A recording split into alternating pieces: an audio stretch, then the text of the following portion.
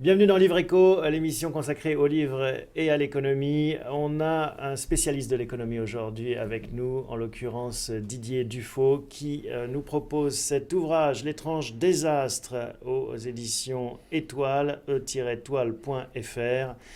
Didier Dufaux, bonjour. Bonjour. On va dire un mot sur ce titre déjà, L'étrange désastre. C'est un écho à l'étrange défaite de Marc Bloch. On voit le parallèle tout de suite. Défaite militaire en 1940, défaite économique actuellement. Et oui, effet de sidération aussi des peuples qui se croyaient tout d'un coup en bonne situation, qui se retrouvent dans une situation désespérante qu'ils n'anticipaient pas du tout et qui entraîne partout, y compris en France, et surtout en France, une espèce de désespérance. Et puis en plus de ça, une espèce de défiance, comme d'ailleurs En 1940. en 1940. Là, on va revenir en détail sur cet ouvrage, mais pour bien comprendre déjà qui vous êtes et les raisons pour lesquelles vous avez commis celui-ci, un mot sur vous. Quel a été votre parcours et d'où vient cet ouvrage ? Bah, écoutez, moi j'ai fait des études d'économie assez poussées jusqu'au doctorat. J'ai fait l'INSEAD, qui est une institution européenne. J'ai fait Sciences Po, où ensuite de ça j'ai enseigné pendant près de 20 ans. Donc une tête bien faite. Donc je fais partie des élites mondialisées, mais qui ne sont pas totalement heureuses du résultat.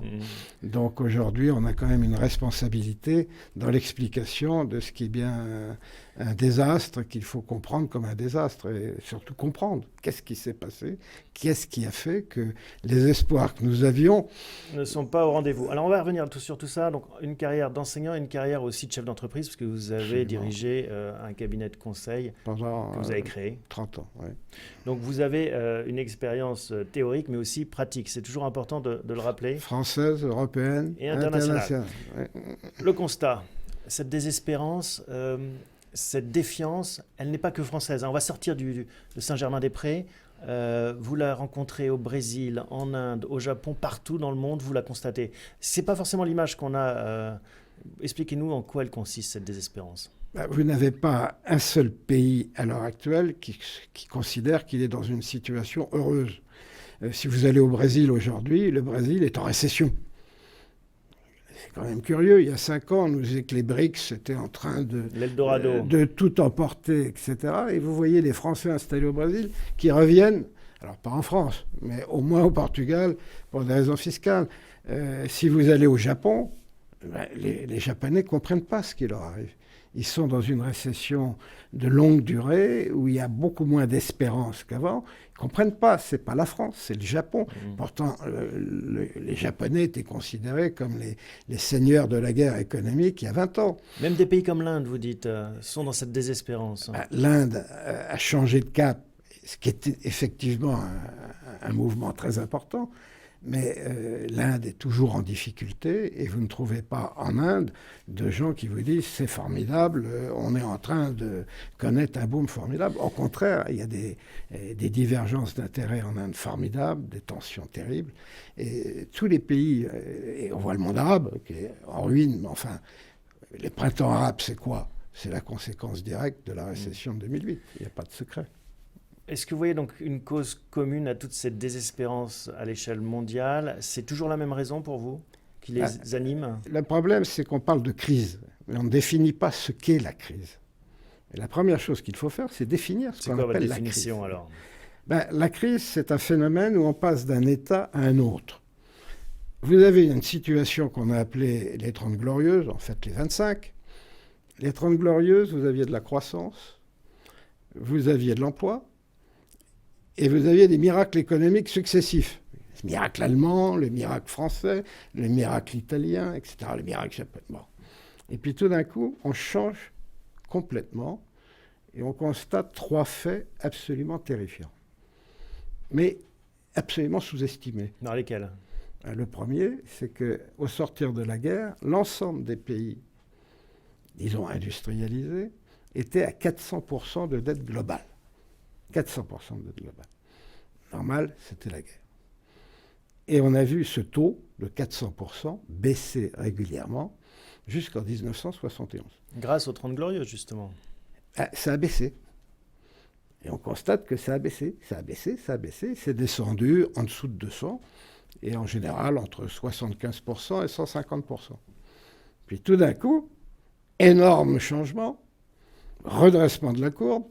On voit l'endettement qui, à partir de 71, remonte, passe les 200%, passe les 250%, passe les 300%, passe les 350% et arrive jusqu'à 400%, en moyenne, pas certains allant jusqu'à 1700%. 400% du PIB, hein. Du PIB, de la production pour simplifier. Et la question, c'est qu'est-ce que veut dire 400% de dette par rapport au PIB? Mais alors, déjà, une première parenthèse. En France, on est officiellement à un peu moins de 100%. Vous nous parlez de 400%. Parce que là, vous parlez de la dette d'État. Et la dette d'État, c'est une toute petite partie de la dette. Vous avez la dette des entreprises, vous avez la dette du système bancaire, vous avez la dette du système de la banque centrale, vous avez la dette sociale, vous avez la dette des Donc, entreprises, toute dette cumulée. vous avez la dette des particuliers, et toute dette. Et puis vous avez les engagements. Engagement hors bilan, tout le shadow banking maintenant, etc., qui sont là aussi des obligations de payer. Les entreprises qui souscrivent des obligations, il faut bien qu'elles les remboursent. Donc l'ensemble de ces dettes, c'est pas la dette d'État. La dette d'État, ça représente le quart. C'est 400%. C'est 400%. Ils expliquent ces crises à répétition qui se prolongent. Écoutez, qu'est-ce qui se passe à partir de 71 ? On voit les crises périodiques qui sont bien connues, tous les 10-20 ans, il y a une crise plus ou moins importante, deviennent de plus en plus graves. 74, 93 et 2008. C'est un peu comme le climat, en fait. On a l'impression que les tempêtes et les typhons sont de plus en plus puissants. L'analogie n'est peut-être pas très scientifique, mais disons, ça ressemble. Pourquoi est-ce que nous avons des crises de plus en plus graves? Mais si vous regardez la dette, si la dette est de plus en plus importante, ça veut dire qu'il y a de plus en plus de crédits qui sont aventurés. Donc quand ils se cassent la figure, la récession est plus importante. Donc il y a une corrélation entre la dette et l'aggravation des crises périodiques.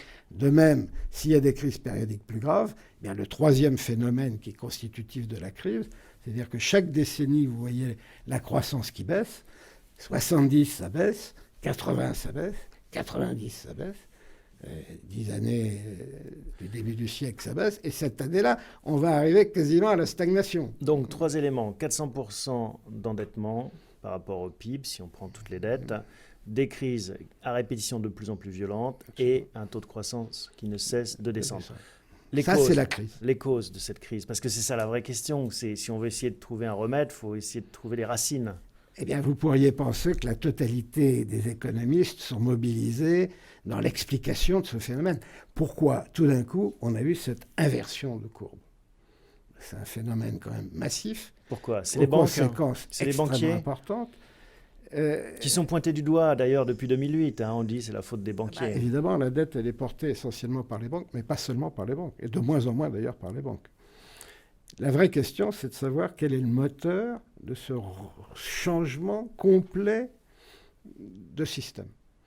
Eh bien, le but du livre, c'est justement d'expliquer ça, de regarder quelles sont les explications disponibles, et puis de les mettre en tension pour savoir exactement ce qui s'est passé.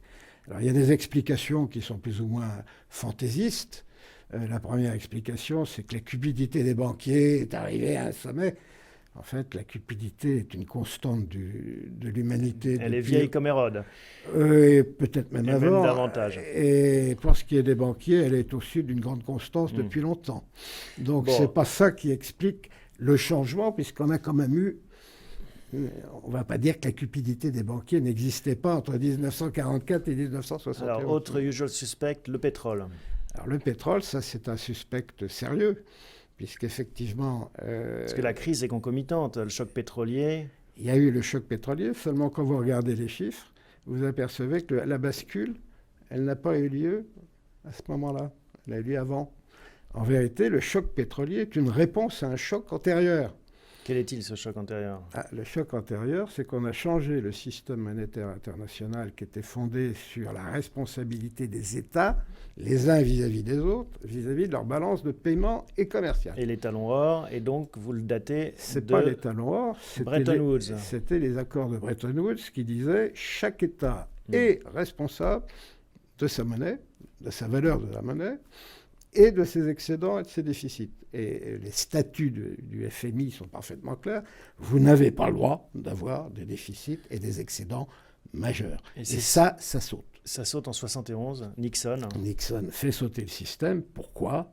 Parce qu'il a besoin d'argent pour financer la conquête spatiale, parce qu'il a besoin d'argent pour financer la guerre au Vietnam. Donc c'est ça la genèse c'est ça l'épicentre, on pourrait dire, de cette crise qui se propage, qui se diffuse depuis plus de 40 ans maintenant. Alors on peut en discuter. La seule chose, regardons les faits.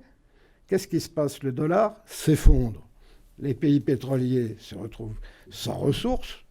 La crise démarre, parce que la crise, elle démarre en 1973, avant la guerre, qui provoquera la réaction que l'on connaît sur les prix du pétrole.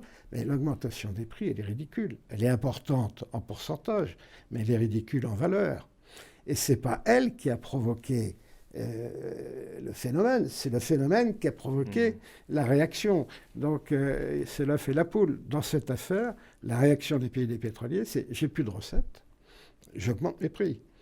Évidemment, ils ont créé un choc à partir de ce moment-là, mais quand vous regardez la suite de l'histoire, vous avez une crise formidable en 92. Où est la crise pétrolière ? Aucun effet. Au contraire, les prix baissaient. Bon. Si vous regardez la crise de 2008, il y avait une spéculation formidable sur toutes les matières premières, y compris le pétrole. Mais c'était une spéculation. Ce n'était pas le pétrole qui conditionnait la crise.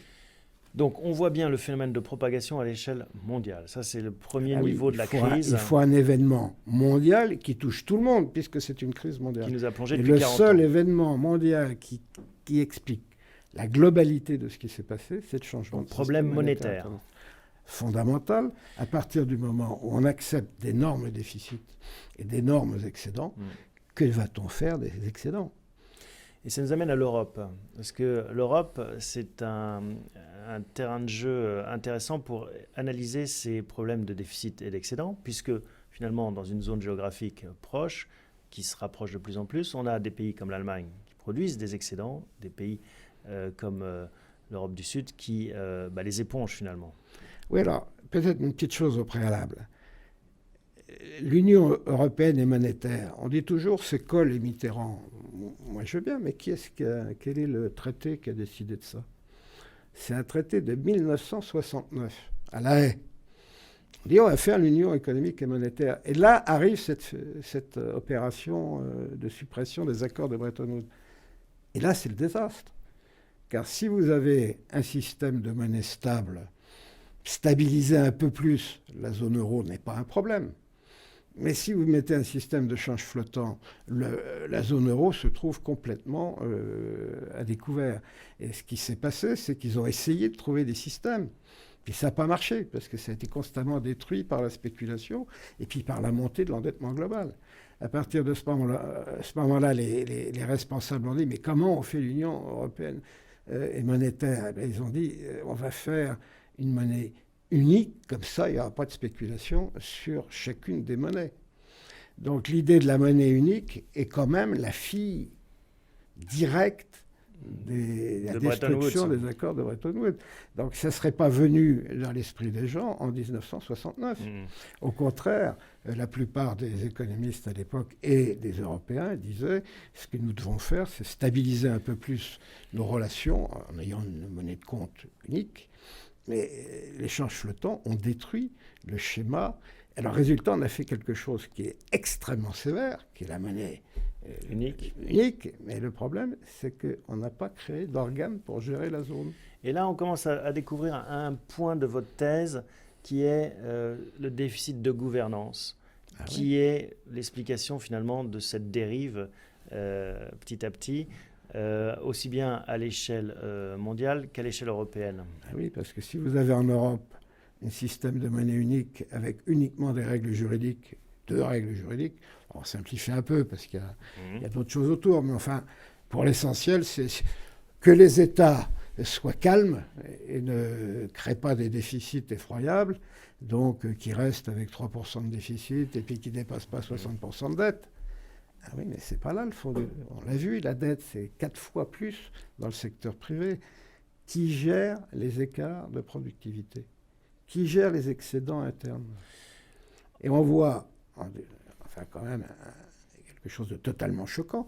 La politique de M. Jospin, on ne travaille plus, on complexifie de façon effroyable les relations du travail, parce que quand même, les effets de domination pour un trotskiste, c'est important. On va essayer de casser ça. Puis de l'autre côté, Schröder, comment voulez-vous faire une zone de monnaie unique avec des politiques totalement divergentes? Donc il y a un problème en Europe de pilotage de la zone euro. Il n'y a pas de pilote, il n'y a pas de moteur, il n'y a pas de pilote. Donc en fait, on essaye de... Il n'y a pas de commande. On essaye de prolonger le discours, cet entonnoir. À l'échelle mondiale, il n'y a pas de gouvernance monétaire mondiale. Non, c'est la compétition, chacun fait ce qu'il veut et que le meilleur gagne. À l'échelle européenne, idem. On a tenté d'arrimer certaines choses comme les monnaies, mais ça ne peut pas marcher si on n'arrime pas les politiques économiques. Celle qui conditionne la monnaie, déjà. Et tout conditionne la monnaie. Et ça nous amène au problème français. Est-ce qu'il y a des spécificités françaises qui s'ajoutent à ça? Ben évidemment, parce que la France a connu un chemin qui est un chemin de la dépense publique totalement hystérique, avec évidemment deux corollaires, une dette d'État qui est déjà très forte. Il faut se rappeler que quand Pompidou meurt, la France n'a aucune dette en tant qu'État. Et qu'il n'y a pratiquement pas de crédit à la consommation, que le crédit immobilier est relativement stable et fait 10-15% du PIB, et que les entreprises ne dépensent pas plus que 30 ou 40%, enfin n'empruntent pas plus. Et tout d'un coup, tout ça va se mettre en mouvement, d'abord et avant tout, parce que le septennat de Giscard est un septennat fiscal. On rentre dans l'hyperfiscalité dès les années 70. Et on y est encore, et ça nous amène en France aussi à ces 400% de déficit. Ben évidemment, quand vous regardez les derniers chiffres, même l'INSEE, dans son livre sur l'économie, il dit qu'il y a 4 000 milliards de dettes globales. Et quand vous regardez la production des entreprises, que j'appelle les entreprises, c'est une entreprise de plus d'une personne quand même, du secteur industriel et commercial. Vous regardez cette production, c'est 1200 milliards, 1250 milliards, les virgules n'ont pas d'importance. Vous regardez la dépense publique et surtout les prélèvements publics, la même somme. On demande aux Français de bien vouloir, s'il vous plaît, avec leurs entreprises, financer quelque chose qui représente exactement la même valeur. C'est-à-dire que l'État dépense l'équivalent de ce que produisent, entre guillemets, les entreprises telles que je les ai définies. C'est impossible, d'autant que 400% de dette, on a oublié de le dire. 400% de dette, si vous avez un taux d'intérêt de 5% et une maturité moyenne de 5 ans, payer les intérêts, c'est 20% du PIB, rembourser à moitié la dette, c'est 80% du PIB, ça fait 100% du PIB.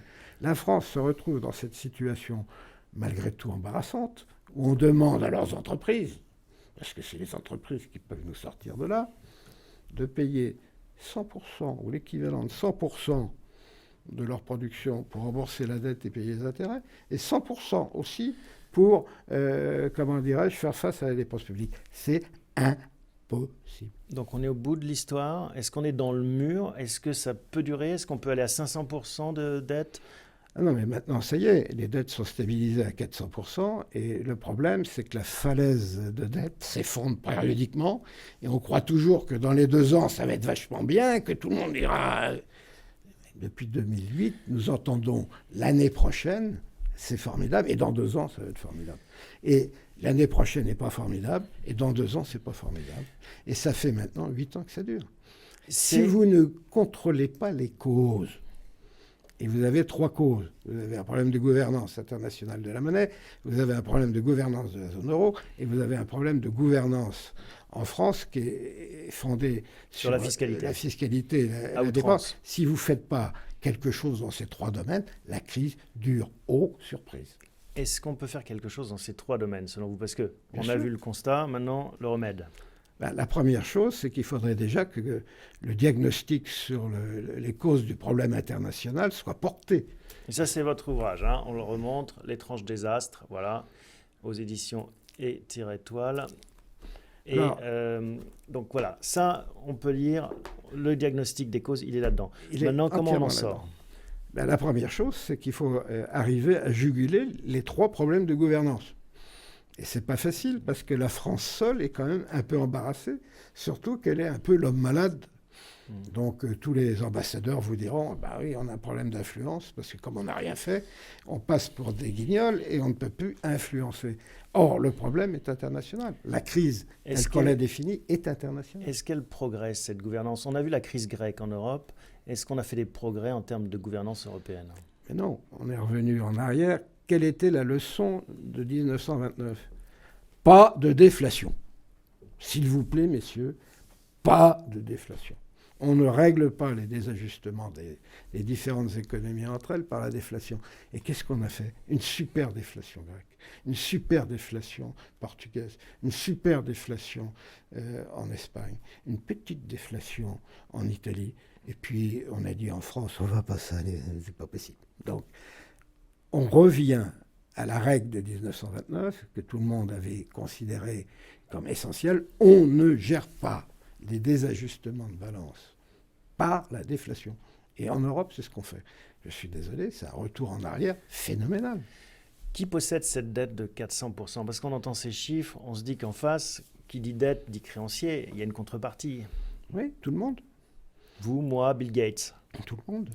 Si cette bulle de la dette explose, tout le monde est ruiné. Tout le monde est ruiné. Ben oui. Balle neuve, on repart à zéro. Est-ce que finalement, ce n'est pas l'histoire du monde économique? Est-ce que finalement, tous ceux qui se sont endettés dans des façons disproportionnées n'ont pas ruiné leurs créanciers? Non, parce que les États-Unis se ruinent dans leur propre monnaie. Par conséquent, eux, qui sont quand même la source... Qui peuvent continuer à imprimer, c'est ça que vous dites? Continuer sans aucun problème, puisqu'ils sont, malgré tout, encore les maîtres du monde. Mais ils commencent à réfléchir. Mais on fait la même chose maintenant avec l'euro. Mario Draghi, il a sorti la planche à billets. Il ne peut pas faire autrement. Mais donc on a réglé notre problème parce qu'on va ruiner ceux qui nous font confiance, les Chinois, les Indiens qui achètent notre dette. Écoutez, en 2006, moi j'ai dit, nous avons à peu près entre 8 000 et 12 000 milliards de dollars de dettes qui n'ont aucune espèce de financement. Les banques centrales ont créé 13 000 milliards de monnaie nouvelle pour compenser les 12 000 milliards qui sont partis en fumée. C'est l'économie de Monopoly? C'est-à-dire qu'il n'y a pas d'actifs tangibles derrière? Eh bien non, parce que si vous êtes à 400% et que l'économie ne peut pas rembourser, c'est que vous êtes dans ce que j'appelle moi une économie baudruche. C'est-à-dire en fait c'est l'espérance qu'il y aura de la monnaie qui va arriver pour créer le prix qui permettra d'avoir une plus-value. On est rentré dans une économie de la plus-value, de l'espérance de la plus-value, mais non plus dans l'espérance de la production. Et d'ailleurs, si vous regardez le vocabulaire a changé. Avant, on parlait de la production. Maintenant, on parle de l'augmentation de la valeur. Et l'augmentation de la valeur, c'est la planche à billets. Didier Dufaux, je vous repose ma question. Tout le monde est ruiné à la fin. Potentiellement. On est en faillite. À la fin. Ce qu'il faut éviter, c'est ça. Voilà. Mais est-ce que ce n'est pas l'histoire de la monnaie, l'histoire de l'économie depuis que le monde est monde? Est-ce que les États n'ont jamais remboursé leurs dettes, par exemple? En France, le roi ruinait régulièrement ses créanciers. Ce n'est pas la question. Si vous ruinez les créanciers, c'est vous et nous. Donc vous ruinez votre pays. Donc on ne peut plus décider de ruiner son pays spontanément. On se ruine soi-même. On parlait de la défiance. Les gens se disent, bah oui, ils veulent nous faire payer tout ça, c'est pas possible. Mais ça alimente la défiance, donc. Mais oui, mais il y a d'autres solutions. La meilleure preuve, c'est qu'on disait tout à l'heure, en 1944, on était à 400%. Et on est passé à 175. C'est le chemin. Il est totalement balisé. On sait comment faire. Et la première chose qu'il faut faire, c'est remettre en place un système monétaire international piloté, fondé sur la coopération. Est-ce que malgré tout, dans ce paysage assez sombre, on sent les nuages de l'orage au-dessus de nos têtes, il n'y a pas des facteurs d'espoir? On en cite un, souvent, c'est les progrès technologiques, les formidables espoirs que représentent ces nouvelles technologies en termes de productivité, en termes d'espérance de vie, en termes de bonheur qui se propagerait, d'abondance. Oui, mais on n'a pas tort. La seule chose, c'est qu'on est en train de parler de la couche de 100%, mais au-dessus, il y a 400%. Le problème n'est pas dans les 100%. Vous regardez les 100%, vous avez des gens qui travaillent, vous avez des gens qui innovent, vous avez des gens formidables.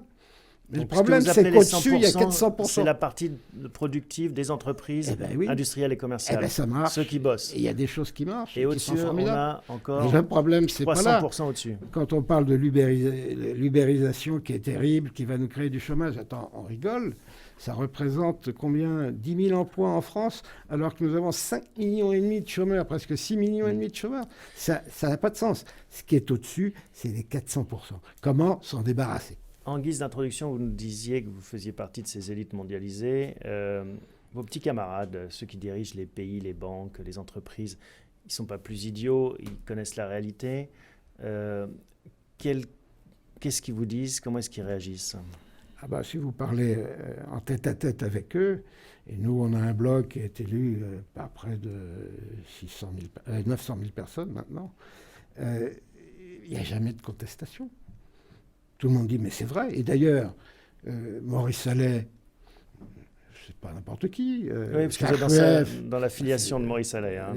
Et tout le monde a dit ça, et c'est totalement prouvé. Il n'y a même pas de discussion théorique. Et aujourd'hui même, les Américains, vous regardez le The Economist de la semaine dernière, c'était Global Debts. Vous avez des rapports sur les unbalance qui créent des problèmes insolubles.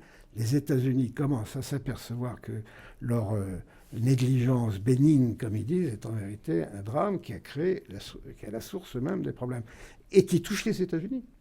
Et ce n'est pas le gaz de schiste qui leur pose problème, c'est le fait que maintenant, ils sont eux aussi extraordinairement endettés, ils n'arrivent pas à se débarrasser du sparadrap.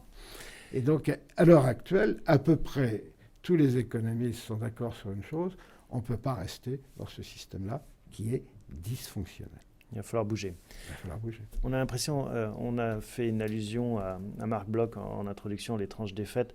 Pour reprendre une analogie militaire, on a l'impression qu'on est dans cette équipe de la terreur. Hein. Finalement, tout le monde est surarmé, alors là, tout le monde est surendetté, et que c'est le jeu de cet équilibre malsain, mais qui peut perdurer longtemps. Ce qui est absolument frappant, si vous faites référence à Marc Bloch, c'est qu'à certains moments, la pensée peut se congeler. Si vous prenez l'avant-guerre française, par exemple, en matière militaire, il était interdit de dire offensive. Le mot offensive était banni. Si vous disiez offensive, plus de carrière. Et là, qu'est-ce qu'il est interdit de dire? Défensive. Et attendez, les gens ont fait une politique défensive formidable. Nous avions des tanks défensifs extraordinaires. Ils étaient derrière les lignes et dans les lignes, et puis le soir, ils rentraient derrière pour prendre de l'essence, des munitions, puis ils revenaient sur le front après, c'était vachement bien. Il n'y avait que 2 places. Parce que pourquoi avoir un 3e? Eh oui, mais les chars allemands, ils en avaient 3 et la radio. Parce que s'il fallait se déplacer en groupe, il fallait communiquer. Et comment on faisait avec les chars français? On n'avait pas besoin, puisqu'ils étaient défensifs. Et quand on voulait savoir, on quittait le char, prenait une pince, on tapait sur l'autre, on disait hey, on va où là? Et voilà. Donc, c'est les conceptions qui se congèlent. Pareil en Union soviétique. En Union soviétique, l'agriculture n'a jamais marché. Il faut dire qu'ils ont commencé par tuer 10 millions de paysans, un des plus gros massacres qu'on puisse imaginer. Ils n'ont jamais pu manger. Il y a toujours eu des gens qui disent ça ne peut pas durer, on va faire des expériences. Toutes les expériences étaient positives. Bon. Toutes. Et on les arrêtait toutes. Parce que ce n'était pas conforme à la pensée congelée du moment. Nous avons, nous aussi, notre pensée congelée. À l'heure actuelle, les gens ne pensent pas qu'on puisse sortir d'un certain nombre de schémas, en particulier le système monétaire international, l'échange flottant, tout ça, ils ne veulent pas. Et ben voilà, si vous voulez profiter d'un micro-ondes pour décongeler votre pensée, L'étrange désastre, Didier Dufaux aux éditions Étoile. Il y aurait beaucoup à dire, il y a beaucoup à lire dans cet ouvrage. Merci beaucoup Didier Dufaux de nous avoir rendu visite. Préface de Gabriel Milesi aussi, on le signale au passage. Merci beaucoup. Merci beaucoup. À bientôt. Au revoir.